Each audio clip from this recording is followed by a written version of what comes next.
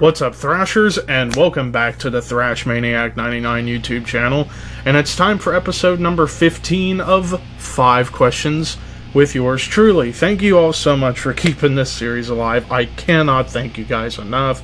If only there was some way I could repay you guys, that would be great. But before I get started, as usual, if you want to ask me a question for next week's episode, episode 16, be sure to send a question in the comments section below, and I will do my best to make it happen. But until we get to next week, we got this week to deal with, so let's do this. BlazeLife334 asks, how did you get into music in the first place? By the way, you also need Diamonds in the Rough by Avenged Sevenfold after you get their first album, and then you will have all their stuff. Well, basically how I got into music in general, I was very, very young, probably like 3-4 years old, and looking back on it, I was a complete moron when I discovered music when I was a kid, because apparently, according to my family, the only song that would help me stop crying would be Faith Hill. Looking back at it, well, I had a very small brain, and I didn't know any good music back then. So I look at my old self and think, wow, what a moron I was. But how I got into music as on a consistent level would be during my pre-teen years, like 2005, 2006, where I was watching, say, MTV2 and the Fuse channel back when they were playing a lot of music. And I would listen to, like, some of the big pop-punk tunes. I was not really into pop-punk, but I liked a couple of songs like All American Rejects, Move Along, or whatever else. But also through wrestling pay-per-view theme songs and video game soundtracks. And it just basically started snowballing from there, and then eventually with metal coming into my life. That's basically where I am still to this day, and I don't see that changing at any point in my life. So, yeah. Daniel Rafael De Jesus asks, what is your thoughts about Saliva the band? Because I was shocked that you even listened to them when you were younger during that I Ask a Question for your thoughts about Breaking Benjamin and their new album Embers. Well, with the band Saliva as a whole, they're not really the best band out there. I mean, they've got some good songs, you know, like Superstar, Click Click Boom, Ladies and Gentlemen. In particular, the song Always has been a gem in my brain ever since I was a kid. But as a whole band, not that great. Not that great. Then again, they were in that like new metal, post-grunge hybrid scene in the early 2000s where it just got so clustered up, it was hard to tell what they were truly aiming for musically. So they were kind of a blend of post-grunge and new metal, and to me, as a whole, no, not really the best thing. Brofist United asks, favorite Metallica album? And if it is Master of Puppets, any album besides that? Well, Master of Puppets would be my favorite album from Metallica, and it is actually my favorite album in music, period. But if there's another Metallica album that can come close to Master of Puppets, it would be Ride the Lightning, which came out 2 years before, and those two albums are like brother and sister almost, you know, and they're classics. And also with Ride the Lightning, you start off with Fight Fire with Fire, plus the album's most known for the big 3 tracks, which are For Whom the Bell Tolls, Fade to Black, and Creeping Death. But there are some underrated songs on Ride the Lightning, like The Call of Cthulhu, Escape, Trapped Under Ice. Even the title track I don't think gets enough credit by a lot of fans. But still, Master of Puppets is my favorite. I don't think anything will eclipse it. That's just me, of course. Ford Minor Project asks, how do you book the WWE pay-per-view Evolution? Thoughts on the pay-per-view as a whole? Oh man, this is such a broad one right here. How would I book WWE Evolution? I got no idea. I don't even know what's all on the card, at least right now. But my thoughts on the pay-per-view, I'm going to say this, while it's good that WWE's taking a chance by giving the women their own pay-per-view, but I just wish they would stop shoving it down people's throats like every fucking week. We gotta keep hearing WWE Evolution in every women's promo sentence. It is so tiring at this point. I'm not trying to be sexist or anything, it's just, if they're going to have this pay-per-view be successful, don't be shoving it down people's throats like, oh, we're doing an all-women's pay-per-view, you better fucking like it, in goes the cake! Like, that's not how you're supposed to be promoting a pay-per-view. You're supposed to let it be organic.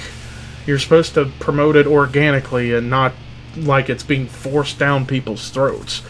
That's why I'm a little annoyed at the fact this pay-per-view is happening, just for the mere fact that they keep wanting to mention it like 70 times every single week on Raw and SmackDown, and it's just like, we get it. You are doing an all-women's pay-per-view. Now can you quit saying it in every promo of every show? But I am happy for the women that they are getting their own pay-per-view to make up for the fact that they couldn't compete at the Greatest Royal Rumble, but I don't know how I would book the show, and then, of course, I just wish they would quit bringing it up 100 times a fucking week on Raw and SmackDown. Just stop forcing it. Let it build itself. Stop forcing it down people's throats to the point where we have to hear it 100 times in every promo on every show leading up to the pay-per-view. Can we please stop that, WWE? Space Metal Ferrari 248 asks, what do you think are the worst/weakest links, meaning bands, to metalcore, deathcore, nu metal, and glam metal? Well, obviously the weakest links in metalcore would be a lot of the bands that have come out in this decade that are just trying to emulate the bands from the early 2000s on back in the history of metalcore. Like, metalcore to me is not a bad genre. Like, the idea of metalcore is good. You know, basically, metalcore started as a progression from the crossover thrash scene when they were combining hardcore punk with metal or thrash in general and trying to mesh the two together to create something unique. Metalcore was essentially that, but more extreme. You know, there was a lot more death metal influence coming in and more thrash influence coming into the early metalcore days. You know, bands like Earth Crisis, Integrity, Hatebreed, Converge, all basically had a more extreme metal aspect to their sound than the crossover bands of the 80s. And then bands wanted to take what metalcore was all about and combine it with melodic death metal, and that's where we get bands like Killswitch Engage and As I Lay Dying coming into the picture, and also incorporating more melodic singing, which nothing wrong with that. And there were bands out of that scene that did it really well. Those two bands come to mind.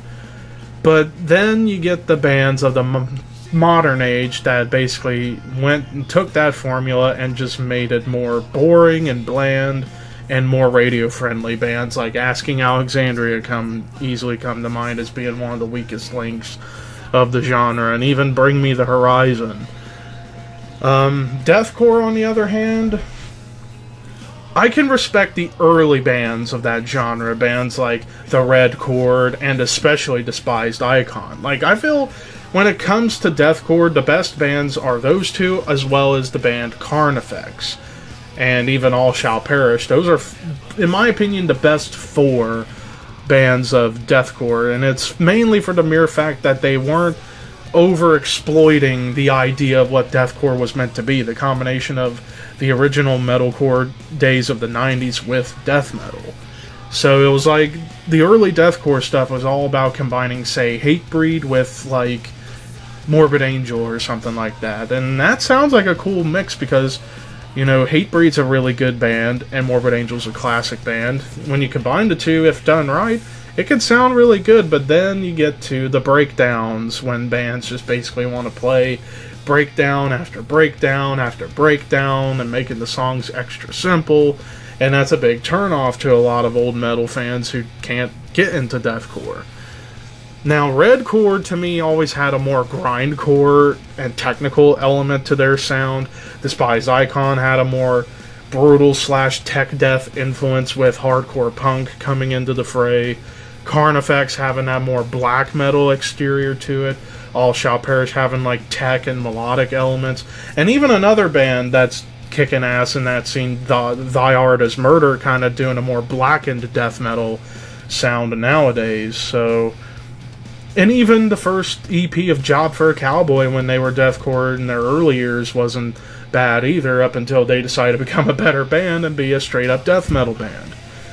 Now, glam metal, on the other hand, basically any band from the second wave on down were weak. You know, Great White and White Lion, those bands that just did not sound original. Glam metal, the only good stuff that came out of that was from that first wave. You know, Motley Crue, Quiet Riot, Dokken, Wasp, Rat. That was basically all from there. Nu metal, on the other hand, basically any band that came after Korn, Soulfly, Slipknot, Deftones, and Disturbed. After those, it's like after those bands really hit the scene, then you get Linkin Park, Limp Dick, Papa Roach all coming up, playing shitty music, and not really breaking any ground. That's basically what I'm going to say with that.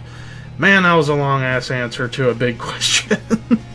And that does it for episode 15 of 5 Questions with Levi. Thank you all so much for watching this episode. Thank you for keeping this series going. Next week is episode number 16. Be sure to send me a question in the comment section below, and I will answer it for next week's episode. But until next time, peace out, and I shall see you very, very soon.